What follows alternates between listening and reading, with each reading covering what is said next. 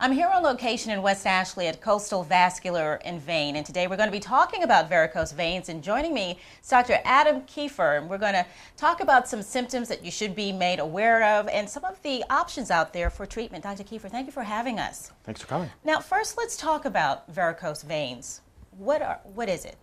Varicose veins are dilated veins. They're usually non-working veins. We have veins in the lower extremity, and those veins tend to, over time, become diseased, dilated, and leaky. And that's really what causes the varicose veins. Okay.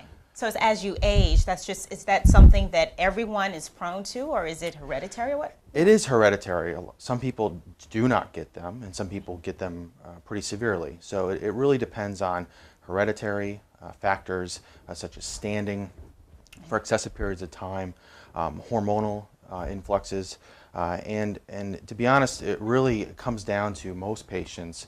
It's the symptoms that really drive the long-term decision on whether they should seek treatment or not. Okay, well, let's talk about some of those symptoms, how someone can tell just a regular vein that you may see through the skin versus one that is considered varicose. Absolutely. The veins that you see on the skin are kind of a reflection of what's going on underneath the system or in your leg. They are markers of what potentially could be more of a serious problem.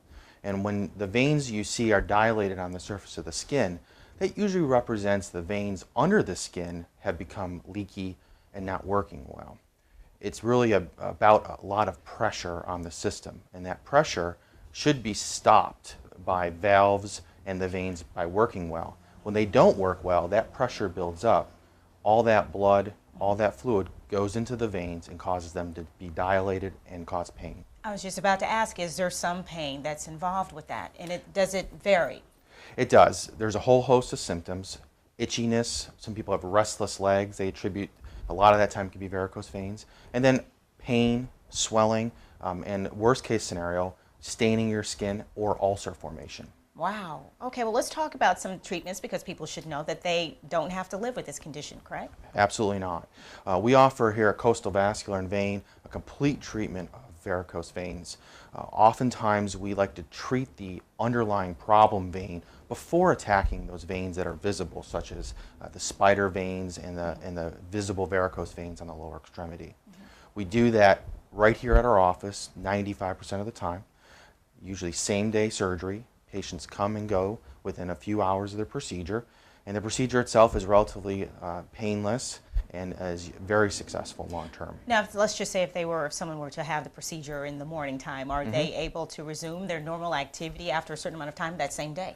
Usually, we usually recommend that they take it easy the rest of the day, but usually most patients by the next day are back to work, back to functioning, driving the kids around or working out. So. Now, is this prone to anybody of a certain age? What's the youngest someone can get varicose veins? Right. When you're younger, you usually have varicose veins. It's usually related to genetics or hereditary or hormonal problems. As you age, veins become leakier and don't work as well. Both processes are probably related, but we tend to see patients who are older with a lot of painful varicoses and ulcers. Younger patients are more of spider veins and pain when exercising or being active. And of course, people should know that they can get treatment right here at Coastal Vascular and Vein, right? That's correct. All right, so just come in, see you, get a consultation? Absolutely. All right, there you have it. Thank you so much, Dr. Thanks for Kiefer. coming. All right, more Low Country Live coming up right after the break.